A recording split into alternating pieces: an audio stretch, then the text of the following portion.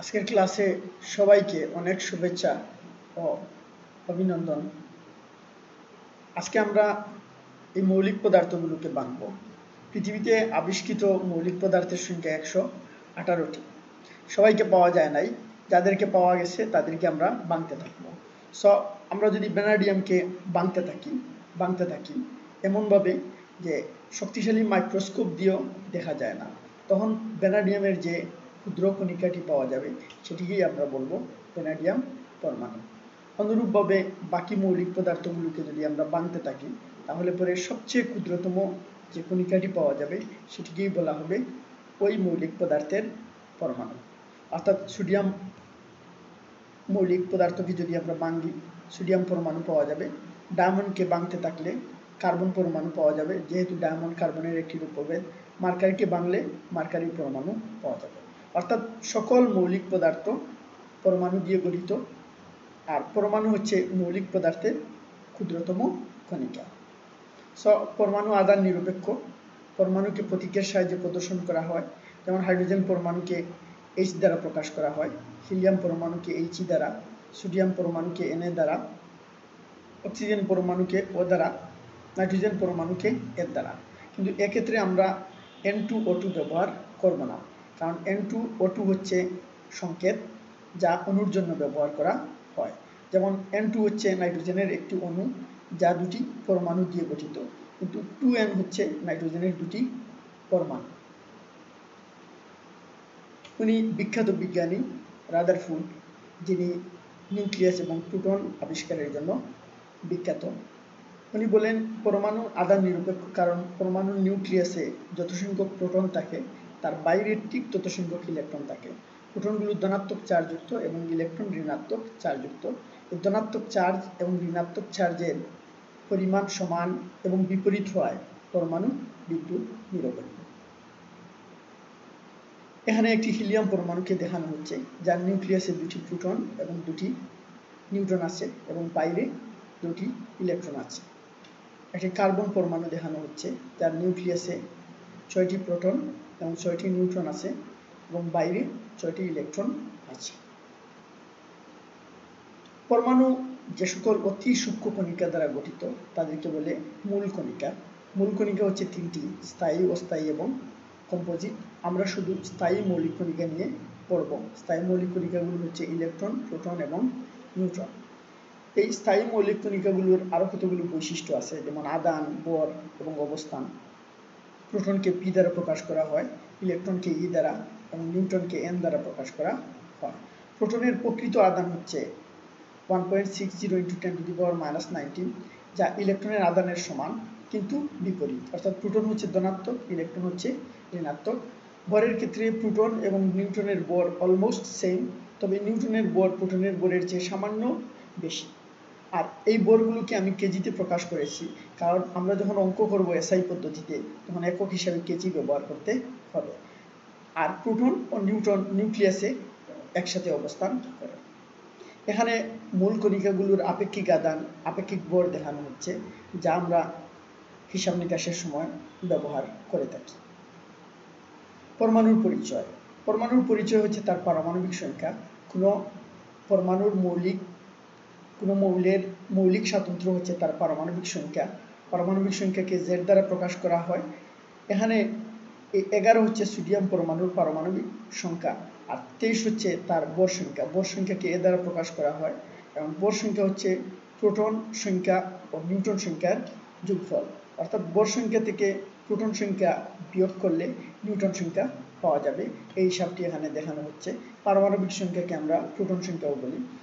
Neutron সংখ্যা হচ্ছে 11, আর যেহেতু এটি নিরপেক্ষ পরমাণু সুতরাং ইলেকট্রন সংখ্যা ও প্রোটন সংখ্যা সমান, তাই প্রোটন সংখ্যা যেহেতু 11 সেক্ষেত্রে ইলেকট্রন সংখ্যা হবে 11। এখন এই পরমাণুগুলো থেকে তোমরা প্রোটন, নিউট্রন এবং ইলেকট্রন সংখ্যা হিসাব করে দেখাবে। এখানে Na+ দেখানো হচ্ছে। Na+ মানে হচ্ছে Na একটি ইলেকট্রন ত্যাগ করে, ইলেকট্রন সংখ্যা একটি কমে যাবে এবং সেটি হবে 10। এইভাবে তোমরা বাকি আয়নগুলো ইলেকট্রন, প্রোটন এবং নিউট্রন সংখ্যা হিসাব করবে। এখানে অক্সিজেনে 2টি ইলেকট্রন বেড়ে গিয়েছে, ইলেকট্রন সংখ্যা হবে 10। এই পরমাণুগুলো হচ্ছে একই মৌলের পরমাণু, কিন্তু এদের নিউট্রন সংখ্যা ভিন্ন। যেমন এখানে নিউট্রন সংখ্যা 1, এখানে নিউট্রন সংখ্যা 2, এখানে নিউট্রন সংখ্যা 0। তাই এটিকে বলা হয় হাইড্রোজেন, এটিকে বলা হয় ট্রিটিয়াম, আর এই পরমাণুটিকে বলা হয় ডিউটেরিয়াম।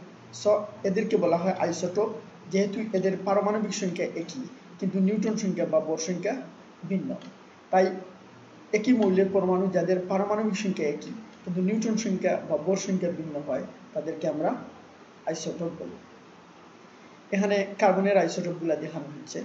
সো কার্বনের এই আইসোটোপটি হচ্ছে সবচেয়ে অস্থিতিশীল, কারণ এর নিউক্লিয়াসে নিউট্রন ও প্রোটনের অনুপাত সবচেয়ে বেশি। সে কারণে নিউক্লিয়াসটি হবে অস্থায়ী এবং নিউক্লিয়াস থেকে বিভিন্ন ধরনের রশ্মি যেমন আলফা, বিটা, গামা এগুলো স্বতঃস্ফূর্তভাবে নির্গত হবে। তাই এই আইসোটোপকে বলা হয় তেজস্ক্রিয় আইসোটোপ। সো নিউক্লিয়াসে যদি নিউট্রন প্রোটন রেশিও অনেক বেশি হয় সেক্ষেত্রে নিউক্লিয়াসটি হয় আনস্টেবল বা অস্থায়ী।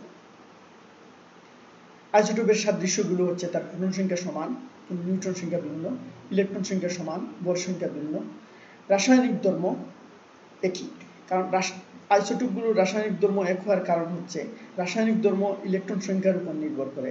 যেহেতু আইসোটোপগুলোর ইলেকট্রন সংখ্যা বা ইলেকট্রন বিন্যাস একই তাই তাদের রাসায়নিক ধর্ম একই। আবার ভর সংখ্যা যেহেতু ভিন্ন তাই তাদের ভৌত ধর্ম যেমন ব্যাপন, ঘনত্ব এগুলো ভিন্ন। কারণ আমরা জানি ভর বেড়ে গেলে ব্যাপন কমে যায়, ভর বেড়ে গেলে ঘনত্ব বেড়ে যায়। এবং এই বৈশিষ্ট্যগুলো আমাদের ভালো করে জানতে হবে। এই বৈশিষ্ট্যগুলো কাজে লাগিয়ে দ্বিতীয় বিশ্বযুদ্ধে ইউরেনিয়ামকে তার আইসোটোপের মিশ্রণ থেকে পৃথক করা হয়। এখানে বিজ্ঞানীরা ক্লোরিন আইসোটোপ খুঁজতে গিয়ে প্রকৃতিতে দেখেন যে দুই ধরনের ক্লোরিন পাওয়া যায়। একটি হচ্ছে ক্লোরিন 35, অপরটি হচ্ছে ক্লোরিন 37। এবং ক্লোরিন 35 এর শতকরা পরিমাণ 75% এবং ক্লোরিন 37 এর শতকরা পরিমাণ হচ্ছে 25%। অর্থাৎ একটি ক্লোরিন পরমাণুর ভর 35, সেরকম 75টি ক্লোরিন পরমাণুর ভর হবে 35 × 75। তেমনি একটি ক্লোরিন পরমাণুর ভর যদি হয় 37 তাহলে 25টির ভর হবে 37 × 25। এইভাবে এই দুটো যোগ করলে 100টি ক্লোরিন পরমাণুর ভর পাওয়া যাবে এবং সেখান থেকে আমরা 100 দিয়ে ভাগ করে তার ভরকে বের করে নেব এবং সেই গড় ভরকে বলা হয় ক্লোরিনের গড় আপেক্ষিক পারমাণবিক ভর। এভাবে যদি আইসোটোপের শতকরা পরিমাণ এবং আইসোটোপগুলো দেয়া থাকে সেক্ষেত্রে আমরা গড় আপেক্ষিক পারমাণবিক ভর বের করতে পারব। আবার যদি উল্টো কাজটি করা হয়, যেমন এখানে গড় আপেক্ষিক পারমাণবিক ভর দেয়া আছে এবং দুটি আইসোটোপ দেয়া আছে কপার 63 এবং কপার 65, এদের শতকরা পরিমাণ বের করতে হবে। সেক্ষেত্রে আমরা ধরে নিব কপার 63 এর শতকরা পরিমাণ X% এবং কপার 65 এর শতকরা পরিমাণ হবে 100 - X%। সেক্ষেত্রে আমরা এখানে 75 যে জায়গায় বসিয়েছি সেই জায়গায় বসাবো X, আর 25 এর জায়গায় বসাবো 100 - X এবং এখানে বসাবো 63.5 এবং হিসাব করে আমরা তার শতকরা পরিমাণটি বের করে ফেলব। এখন এই দুটি কাজ করে তোমরা আনসারগুলো বের করবে। আনসার এখানে দেয়া আছে। এই হোমওয়ার্কগুলো বাসায় করবে, করে গুগল ক্লাসরুমের মাধ্যমে আমার কাছে জমা দেবে। এখন তোমাদের একটি ভিডিও দেখাবো আমি। এখানে এই ভিডিওতে কিভাবে পরমাণু তৈরি করা হয় সেটি তোমরা দেখবে। যেমন এটি হচ্ছে হাইড্রোজেন পরমাণু, তার নিউক্লিয়াসে একটি প্রোটন আছে, একটি ইলেকট্রন আছে, দিয়ে দিলাম। এখানে দুটি প্রোটন হয়ে গেছে তাই নিউক্লিয়াসটি আনস্টেবল হয়ে গেছে। আবার দুটি প্রোটন হয়ে যাওয়ায় হিলিয়াম পরমাণু হয়ে গেছে। এখন একটি ইলেকট্রন বেড়ে গেছে তাই এটি নিউট্রাল অ্যাটম। আবার নিউট্রন একটি বেড়ে যাওয়ায় এটি আনস্টেবল হয়ে গেছে। এখন প্রোটন একটা বাড়লো, আবার স্টেবল হয়ে গেছে।